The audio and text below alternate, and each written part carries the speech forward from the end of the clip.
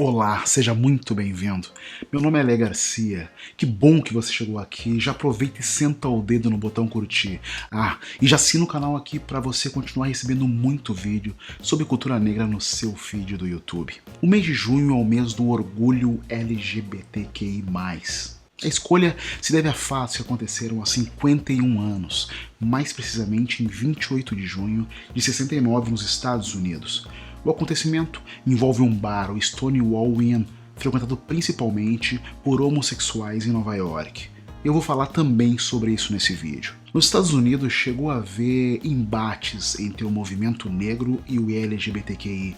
O primeiro alegava que o segundo tinha seus direitos conquistados com mais rapidez, porque contava com um lobby de homossexuais brancos e ricos. Já no Brasil, o dirigente estadual do Movimento Negro Unificado, Carlos Alves, considera que os movimentos negro e LGBTQI estão abraçados. Para ele, diante de tantos casos de discriminação contra o público LGBTQI, muitos dos quais levando à morte das vítimas, essa população está cada vez mais acuada e precisa ser protegida. Carlos Alves diz que não existe na comunidade negra nenhum constrangimento em relação à equiparação da LGBTQI-fobia com o racismo. Entretanto, há quem argumente que não é válido colocar no mesmo patamar o racismo e a LGBTQI-fobia. Isso porque a comunidade LGBTQI nunca teria sido vítima de um regime oficial de segregação por parte do Estado, como foi o caso da escravidão da população negra e parda. Então vamos falar sobre essa intersecção, ou sobre a falta dela, nos movimentos negros e LGBTQI e as personalidades negras fundamentais nessa luta. E você vai conferir depois da vinheta. Fica aqui comigo.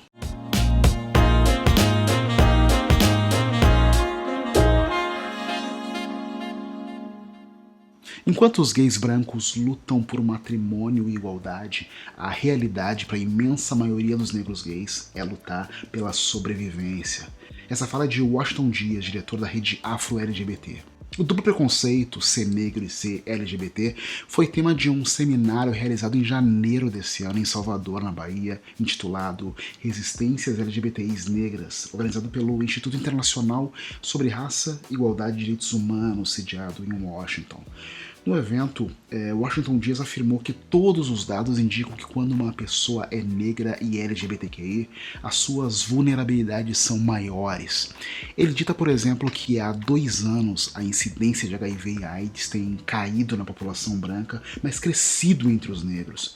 Da mesma forma, 80% dos homicídios de mulheres transexuais são negras. Some a tudo isso os fatos de que o racismo potencializa a LGBTQI-fobia, da mesma forma que a LGBTQI-fobia turbina o racismo, mas são grupos de pessoas que precisam ser entendidos profundamente em suas características, e para fazer isso é fundamental entender a intersecção entre eles na história. Analisar essa intersecção entre os dois movimentos envolve entendermos como ele se deu nos Estados Unidos, que é berço de importantes avanços pelos direitos civis e LGBT, e depois a gente vê também como se deu isso no Brasil.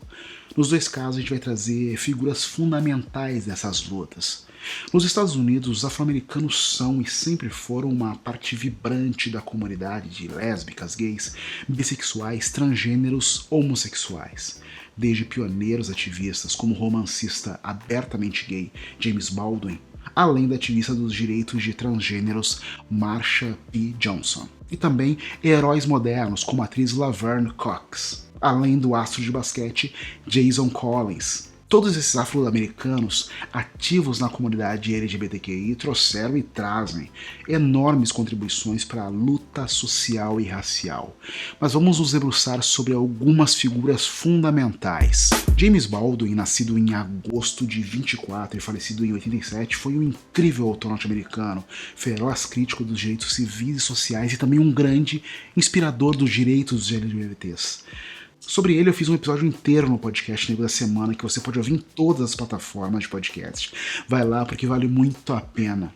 Crescendo no Harlem na adolescência, no início da década de 40, Baldwin percebeu que era gay e começou a se sentir sufocado por ser afro-americano em uma sociedade gay em uma América homofóbica. Os únicos negros abertamente homossexuais na época eram ele e Bayard Rustin, sobre quem eu vou falar em seguida. Em 1948, aos 24 anos, o Baldwin decidiu se mudar para a França a fim de escapar do racismo e da homofobia nos Estados Unidos. Como romancista, ele trouxe à tona os desafios, os aspectos sociais, as complexidades que negros, gays e homens bissexuais tinham que enfrentar na época, bem como as lutas internas que esses grupos enfrentavam pela aceitação. Um livro clássico dele é O Quarto de Giovanni, em que ele apresenta a vida de um americano que vive em Paris e os sentimentos e frustrações que ele tem sobre os relacionamentos que ele mantém com os outros homens em sua vida, especificamente os sentimentos por um certo barman italiano que ele conheceu em um bar gay em Paris. O editor norte-americano James Baldwin se recusou a publicar o livro, achando que ia nichar a literatura de Baldwin num público muito gay. Então Baldwin publicou o livro na Inglaterra. A maior influência e contribuição de James Baldwin na luta pelos direitos civis e LGBTQI provavelmente foi através de seus inúmeros ensaios. Livros como Notes of a Native Song, Nobody Knows My Name e The Fire Next Time foram fundamentais na discussão dos assuntos e dos direitos invisibilizados. The Fire Next Time foi o primeiro livro de ensaio da história a passar 41 semanas entre os 5 primeiros da lista dos mais vendidos do New York Times. Consiste em 2 cartas, escritas por ocasião do centenário da Proclamação da Emancipação, que exortam os americanos, pretos e brancos, a atacar o terrível legado do racismo. Baldwin foi um contumaz militante, também contra a Guerra do Vietnã, e um defensor dos direitos dos gays e lésbicas. Vários de seus ensaios e entrevistas da década de 80 discutem homossexualidade e homofobia com fervor, com muita franqueza, sabe? Ele também fez muitas contribuições ao movimento dos direitos civis na América Latina. Desde as primeiras percepções da sua própria condição de negro e gay, Baldwin nunca aceitou nenhum reducionismo da sua capacidade ou do seu papel. Uma vez um apresentador de talk show lhe perguntou: quando você estava começando como escritor, sendo negro, pobre e homossexual, deve ter pensado, nossa, quão desfavorecido se pode ser?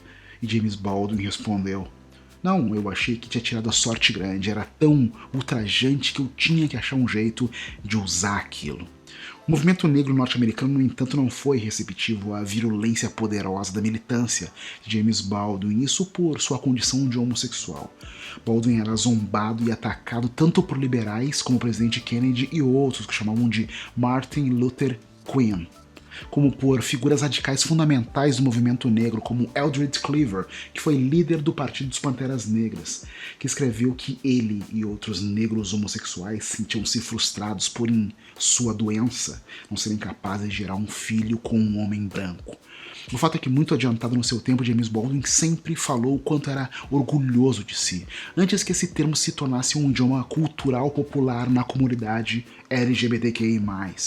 A vida de Baldwin ilumina não apenas a intersecção entre direitos LGBT e direitos civis, mas talvez mais importante, as conexões entre a autoidentificação, a autoaceitação, a expressão artística e o ativismo político.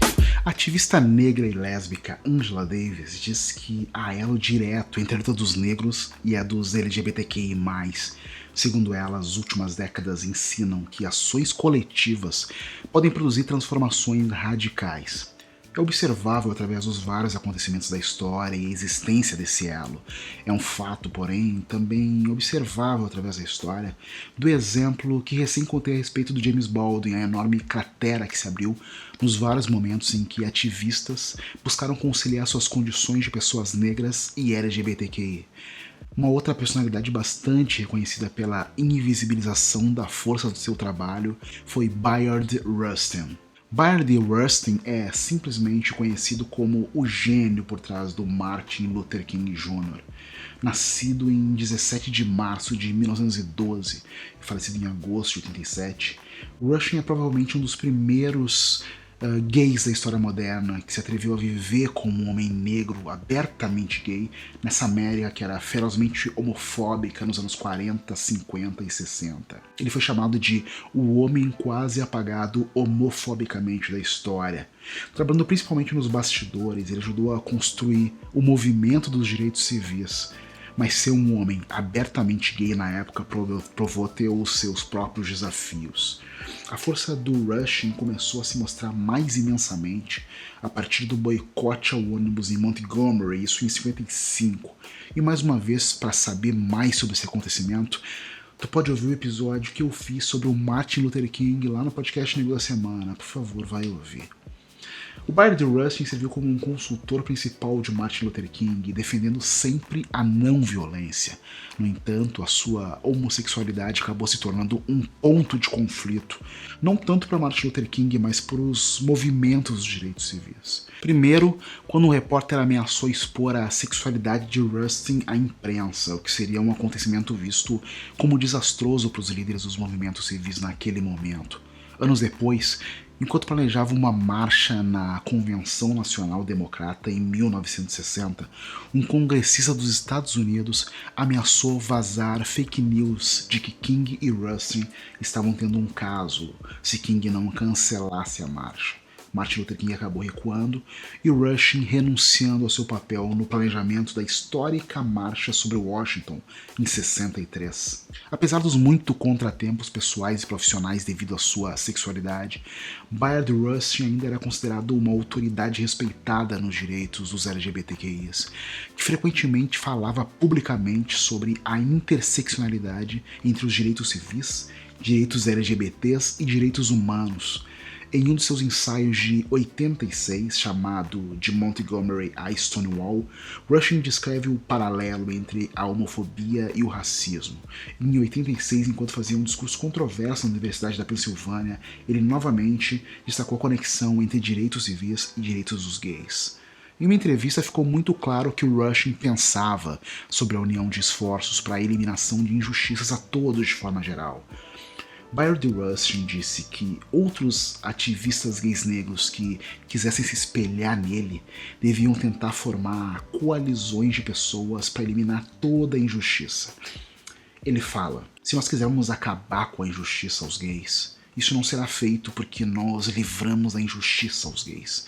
Isso será feito porque estamos enviando um esforço para a eliminação da injustiça a todos e conquistaremos os direitos de gays, negros, hispânicos ou mulheres dentro do contexto de lutarmos por todos. Vamos agora retornar um pouco para as primeiras formações das coalizões gays organizadas nos Estados Unidos, até chegarmos ao que foi o evento que deu origem ao mês do orgulho LGBTQI+, comemorado em junho, e a participação de uma figura negra e trans fundamental no movimento de libertação gay. É datado como 1924 nos Estados Unidos o surgimento da primeira organização gay. Tratava-se de uma experiência bastante embrionária, inspirada pelo que já havia acontecido na Alemanha alguns anos antes. E algum tempo depois, em 1933, com o fim da lei seca e a volta da liberação da comercialização de álcool, diversas cidades norte-americanas testemunharam a abertura dos bares. Alguns desses estabelecimentos eram voltados à socialização de homossexuais, ainda que esse fato fosse obrigatoriamente maquiado.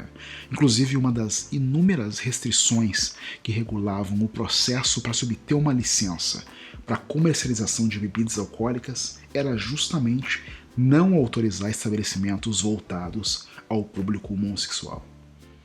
Dessa forma, os poucos espaços existentes funcionavam de maneira bastante discreta e à base de pagamento de suborno a policiais.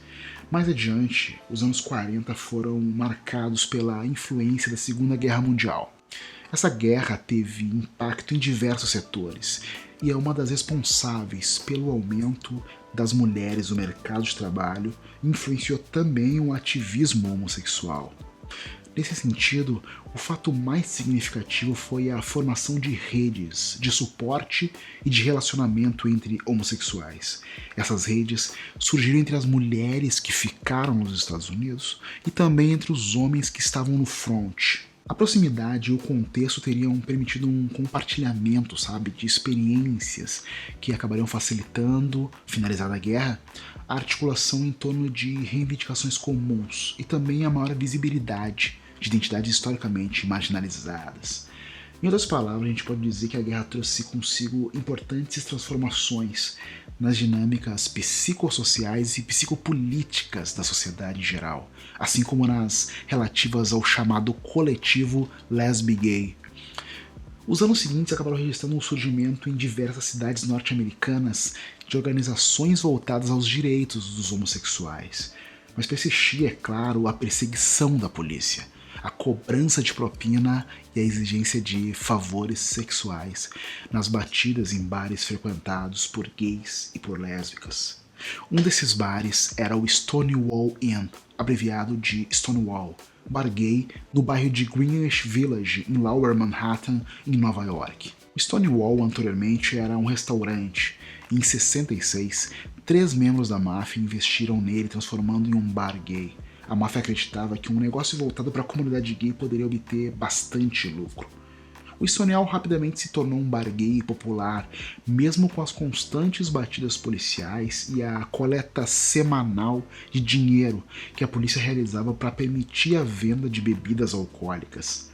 Enfim, em 69, os frequentadores de Stonewall resolveram se rebelar contra essa constante pressão policial. E sobre isso é simbólico registrar 2 apontamentos. O primeiro é que, ainda que não se tenha absoluta clareza da totalidade dos acontecimentos daquela noite de 28 de junho de 69, é dito que o estopim da revolta foi a agressão que uma lésbica sofreu de um policial, sendo algemada e levada de maneira brusca para o camburão.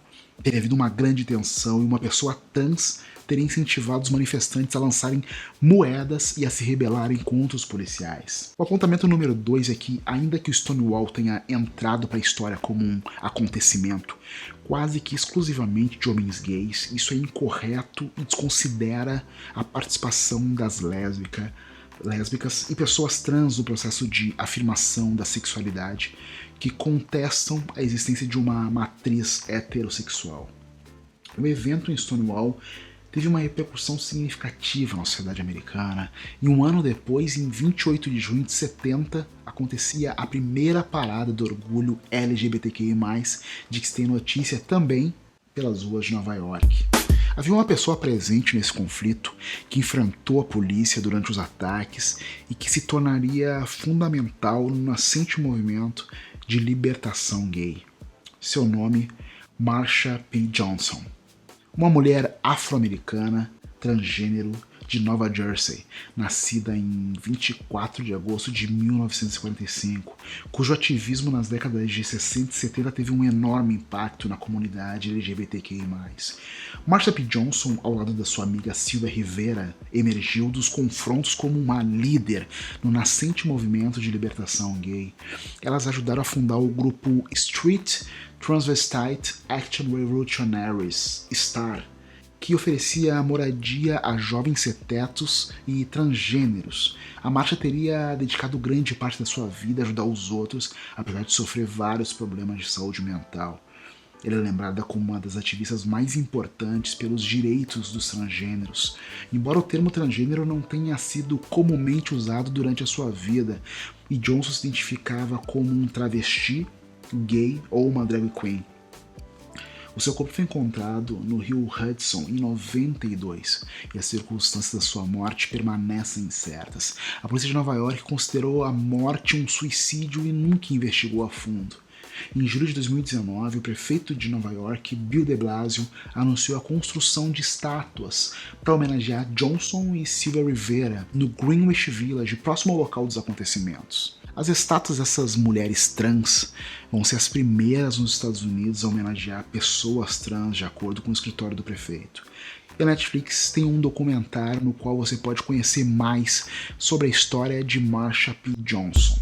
No início do século XX, quando a homossexualidade foi patologizada, o discurso médico dizia que a única permissão que se deveria dar aos indivíduos homossexuais era do ocultamento. A ferocidade verbal que distinguia sujeitos chamados como normais e anormais marcou profundamente as formas de relacionamento dentro do próprio movimento LGBTQI. Mas se o pluralismo é próprio da nossa vida em sociedade, é preciso trazer à tona fatos que compõem essas várias ideias. A existência de homens e mulheres gays, negros e pobres. Esconder e ocultar isso é negar a diversidade, implementar uma política que homogeneiza ou padroniza os corpos e os sujeitos.